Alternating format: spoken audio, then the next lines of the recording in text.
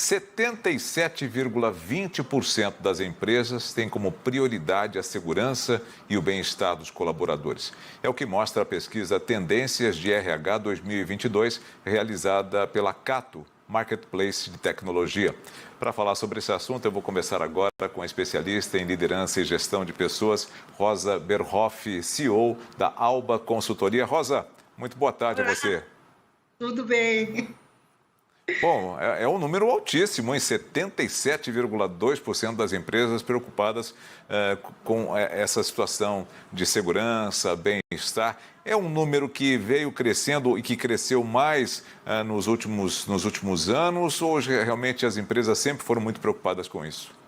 Não, existia toda uma preocupação, mas muito ligada a aspectos de acidentes de trabalho e riscos mais físicos lá atrás. Mas com a pandemia, a gente percebeu que muito cresceu toda essa dimensão emocional.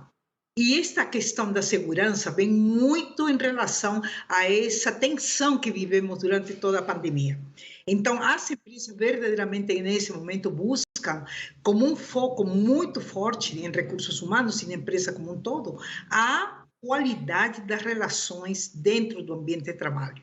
Porque temos índices muito altos de doenças mentais ou de distúrbios, e tudo isso aponta para três coisas principalmente. Primeiro, para como se vê o futuro das empresas.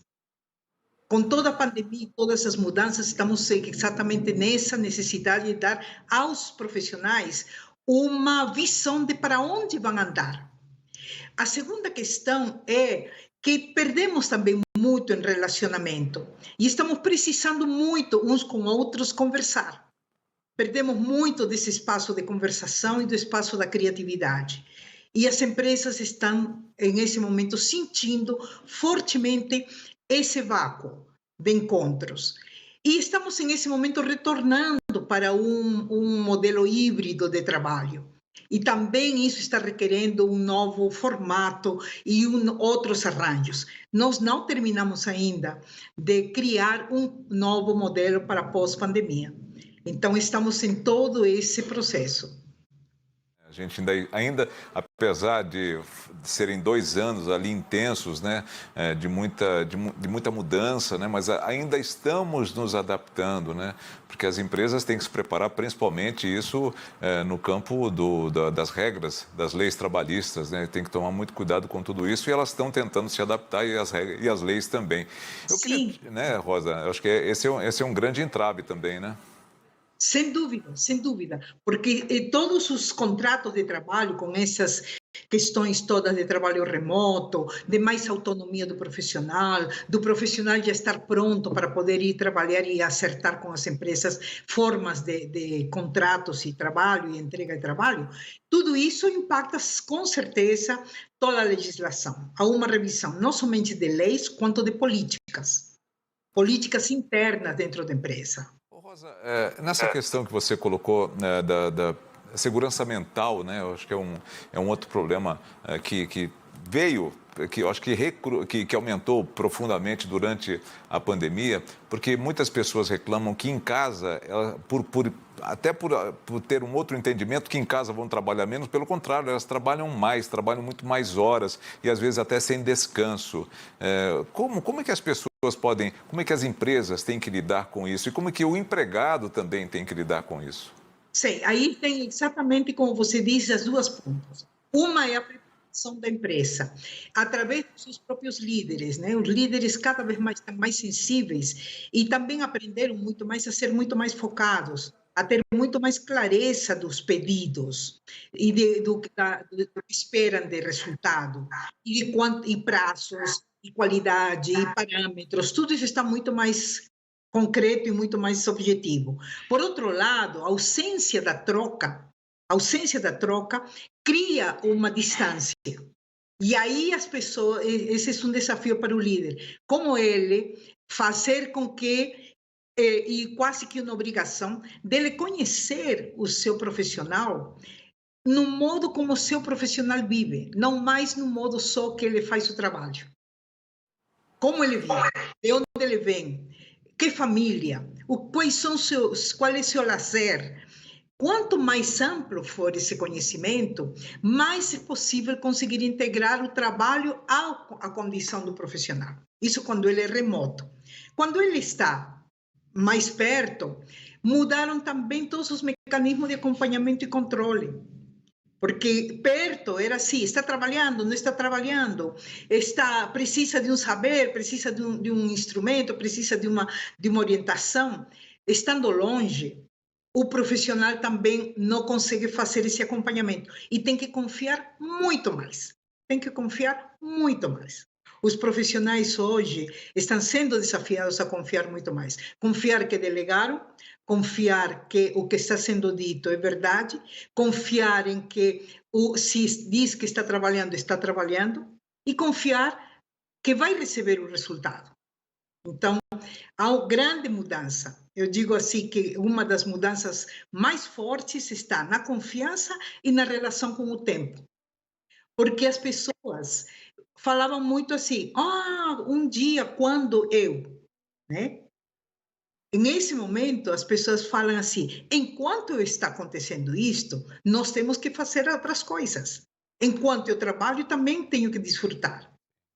Então, um dia eu ia desfrutar quando fosse me aposentar ou quando ganhasse algum bônus e saísse de férias. Não, enquanto estamos fazendo isto, tem que acontecer. Então, essa visão do hoje, do agora, está mais intensa. E tudo isso é uma grande mudança. Uma grande mudança. Então, a segurança está muito em relação à confiança dos profissionais entre si, dos grupos de trabalho entre si, da verdade que está sendo dita, ou seja, da informação que está sendo passada. Então, é para todos, e o povo sabe tudo. A confiança de que vou entregar, vai ser entregue o que estou contratando, né? A confiança da capacidade. Se eu digo que eu sou competente para poder realizar, eu estou falando que sou competente para realizar. Então, grandes mudanças estão nesse momento acontecendo no mundo do trabalho. Rosa, nessa questão da segurança, há um tempo atrás a gente mostrou uma pesquisa sobre o medo das pessoas em perder emprego, né? Eu até imaginava que por conta exatamente da pandemia, né, isso foi logo depois, quando a pandemia deu uma recrudescida, aquela coisa toda, e aí os empregos começaram a voltar ali a uma certa normalidade, o trabalho em geral.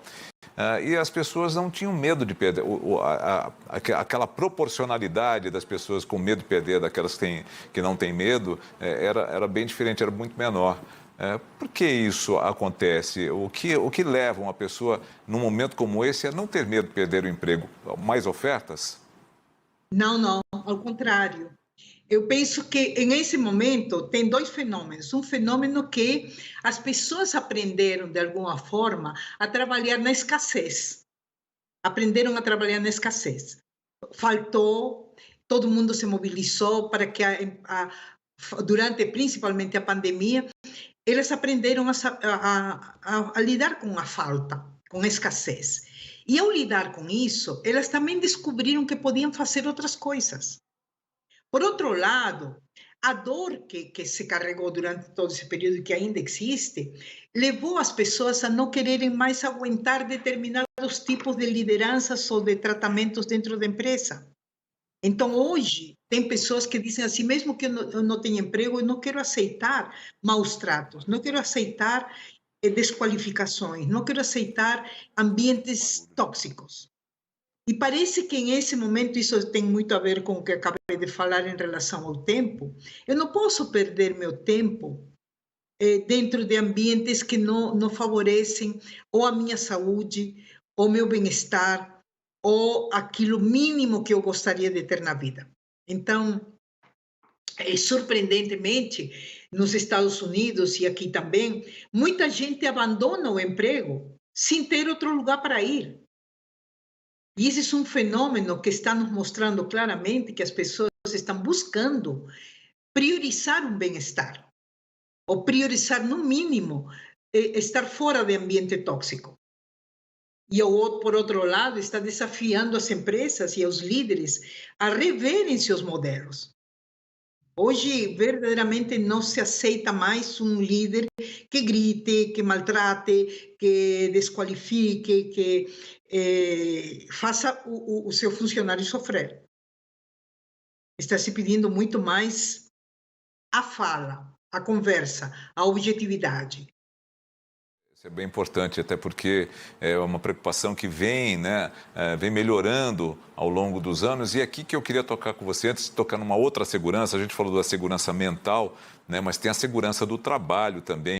Mais e mais vezes as empresas vão tentando lidar com isso da maneira que podem, né? E que empresas mais podem fazer esse tipo, se preocupar com segurança e bem-estar? As maiores, as médias e maiores, as pequenas e microempresas, elas podem também fazer parte desse grupo, porque eu vejo que é um processo custoso, né? Sim, é um processo custoso.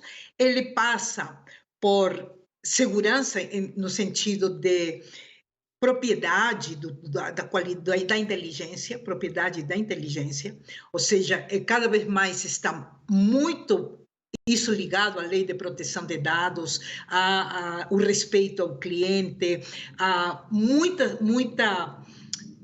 respeito ao saber e à inteligência instalada. Isso pertence, sim, a grandes corporações que têm já grandes programas onde existem uma rede de informações ou uma forma de poder distribuir informação para as pessoas poderem conhecer o máximo do que está acontecendo dentro das organizações. Muito mais clareza no momento da contratação, quando você tem muito mais clareza do para que você está e quais são os resultados que se esperam de você. Porque antigamente se levava um tempo para fazer inserção e fazer as pessoas entrarem dentro da organização, mas nesse momento não, eu quero que você faça um contrato muito claro. Por outro lado, nós temos também, toda a própria pandemia trouxe a necessidade de reestruturação de ambientes de trabalho, a reestruturação dos ambientes de trabalho e da preocupação com condições mínimas instrumentais e de ambiência. Isso também é uma questão importante de segurança. Mas eu diria assim, passa muito pela qualidade da gestão. Passa muito, independente de ser grande ou pequena. As pequenas vão favorecer isto para seus negócios muito mais se elas tomarem uma consciência maior de que pequenos processos, pequenas mudanças de qualidade de processos e de qualidade da operação, elas podem manter eficiência muito maior, trazer muito mais produtividade. E produtividade é um item de segurança. A produtividade é um indicador. Eu até penso nisso, Rosa, porque numa empresa, numa micro e numa pequena empresa, você tem uma quantidade menor de funcionários, você tem uma proximidade maior com a direção da empresa, às vezes até com os proprietários da empresa. Então, de certa forma, um observa o outro. Então, pode sentir mais ali, e aí vai depender da sensibilidade também de ambos, né? De como eles sentem os funcionários e como os funcionários também sentem a administração. Eu queria tocar com você agora na questão do bem-estar, né? Quando a gente fala essa palavra bem-estar dentro de uma empresa, parece que o bem-estar, pelo menos assim, a grosso modo, é um benefício que tem que ser dado da empresa para o funcionário, né? E não pode ser diferente disso, né? O bem-estar, ele está dentro, inclusive, da segurança, né? Sem dúvida. E aí é uma via, não é uma via única. Quando falamos das empresas menores que tomam consciência, estamos falando de donos de negócio que de repente não se alertam para uma mudança de mentalidade e ainda pensam que tem que trazer tudo para si, concentração de poder ou de direção, e que eles só estão para mandar. Na hora em que eles se alertam para isso, eles conseguem fazer equipes muito interessantes quando eles abrem para escutar. né? Então, eu diria assim, o bem-estar basicamente passa por três aspectos. O primeiro aspecto é que nós podemos sim integrar pessoas a nossos objetivos e as nossas causas, vamos dizer, empresariais. Não importa de que tamanho é minha empresa. Se ela tem 6 pessoas ou se ela tem 1.000 pessoas ou mais, né? Mas um propósito bom é um propósito que consegue trazer gente para essa jornada exitosa de um grupo. Essa é a primeira coisa, clareza e com participação. A segunda coisa é a qualidade de tratamento, a forma de tratar as pessoas.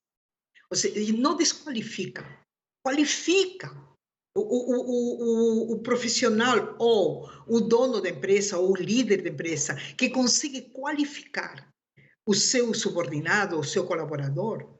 E qualificar, eu digo assim, qualifica a importância deste cara, qualifica a capacidade que ele tem, qualifica a ideia que ele te traz, qualifica as alternativas que ele encontra para melhorar o trabalho, absorve isso para poder criar processos novos e inovar.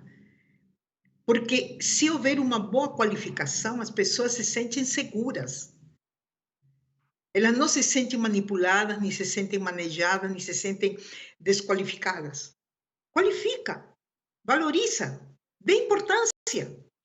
Isso é uma nova mentalidade que a própria pandemia trouxe e que é uma oportunidade, porque a pandemia destruiu de alguma forma todo esse conceito pomposo de autoridade.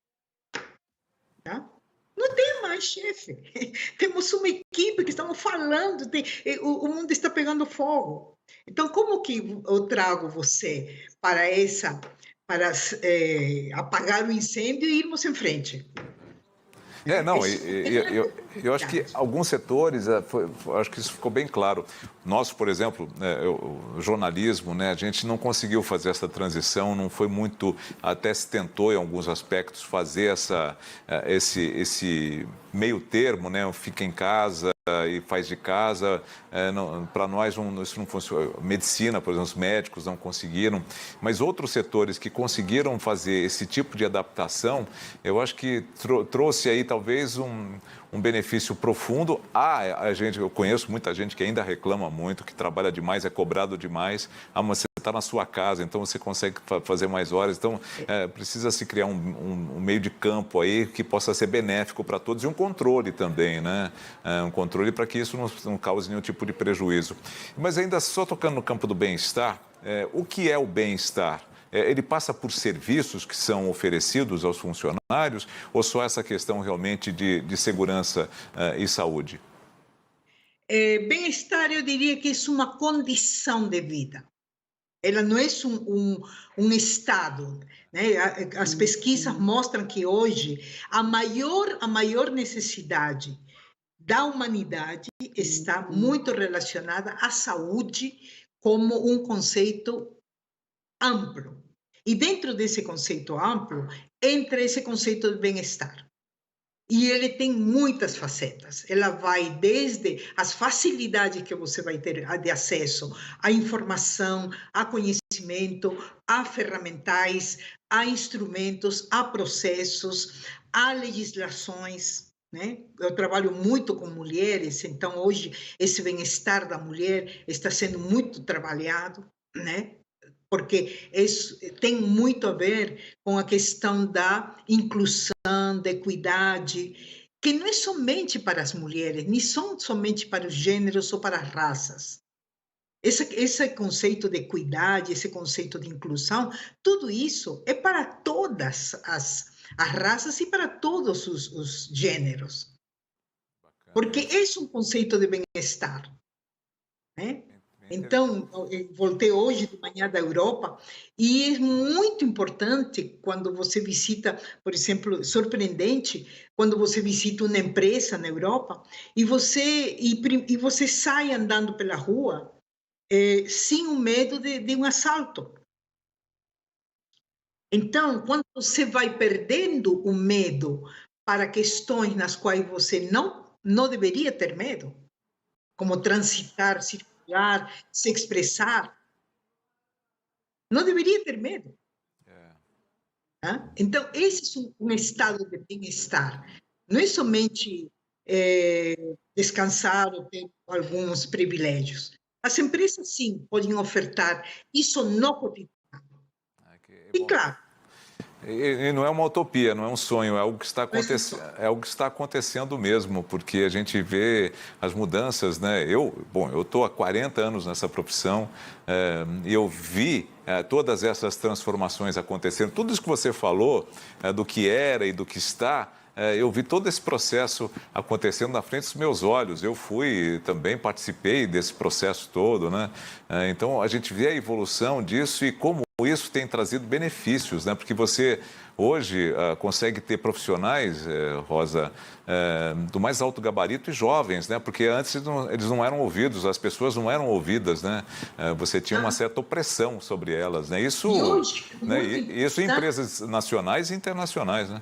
Sim, e hoje é muito interessante quando você vê toda essa questão de etarismo, né, do cuidado, da integração das gerações, quando você vai ver figuras com experiências imensas se encontrando com jovens e abrindo o ouvido para poder escutar e trocar. Então, isso é muito interessante e as empresas se beneficiam desses encontros. Esse, para mim, é um dado de bem-estar, quando você consegue fazer integração de gerações, quando você consegue trazer. Aqui na Bandeirantes, Rosa, isso é muito bem aplicado, né? Dessa questão de mescla de gerações, né? Veja, o meu cabelo branco aqui tem muita experiência aqui e tem muita coisa a aprender ainda, né? E quem me ensina bastante são esses jovens que estão aqui na redação, esses jovens que estão na apresentação, que vão colaborando para que também a gente vá aprimorando o nosso, né? Vá moldando o nosso jeito de ser, o nosso aprendizado, o nosso conhecimento. Então, e também a gente, ao contrário, né? A gente também a eles, né? Vai trazendo ali toda a experiência, toda a carga.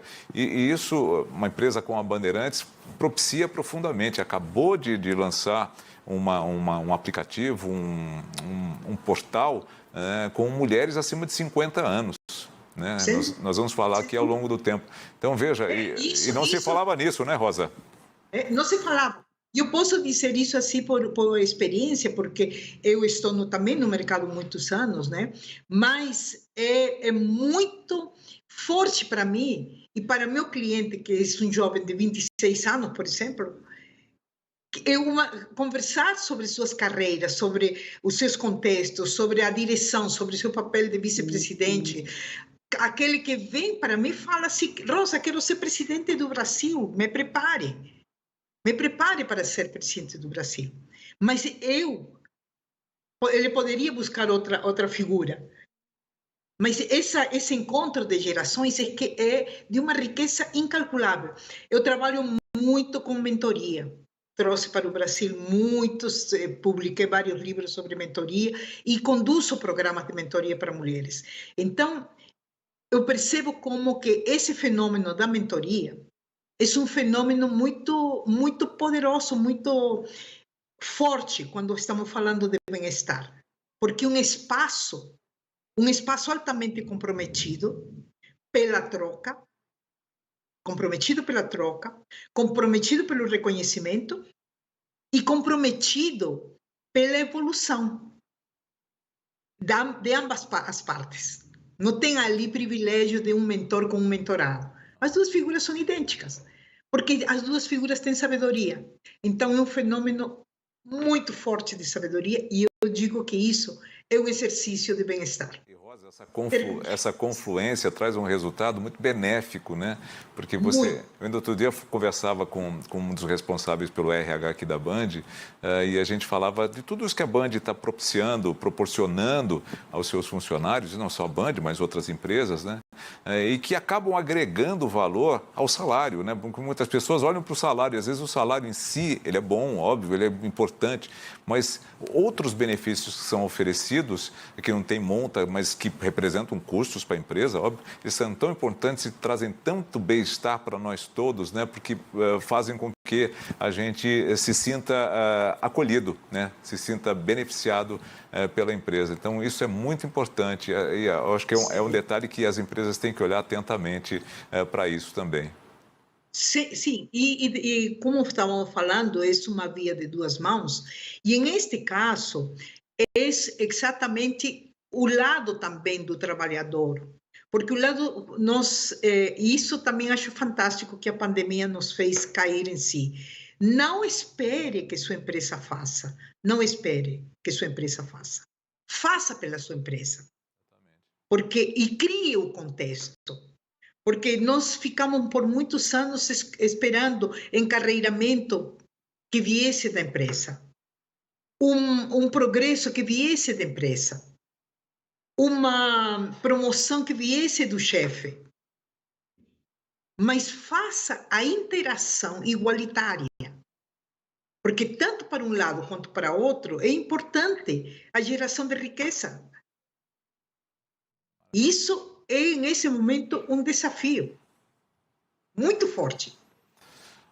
Rosa, muito obrigado. Foi ótimo esse papo com você aqui. Eu acho que trouxe enormes benefícios para a gente entender exatamente quais são qual é o bem-estar que nós precisamos, a troca que nós precisamos fazer e também toda a segurança que precisa ser desenvolvida entre ambos, né? Eu quero que você... Sem dúvida, não, e nós podemos deixar de lado e somente ter um romantismo em relação a isso, temos que ser muito concretos em relação a toda a legislação, as políticas, as decisões, as estruturas, as ferramentas. Porque sem elas também nós não temos suporte. Rosa, muito obrigado, viu? Obrigado por nos atender, voltando agora da Europa, né? Obrigada. Tá, um abraço a você, até uma próxima. Até. Tá.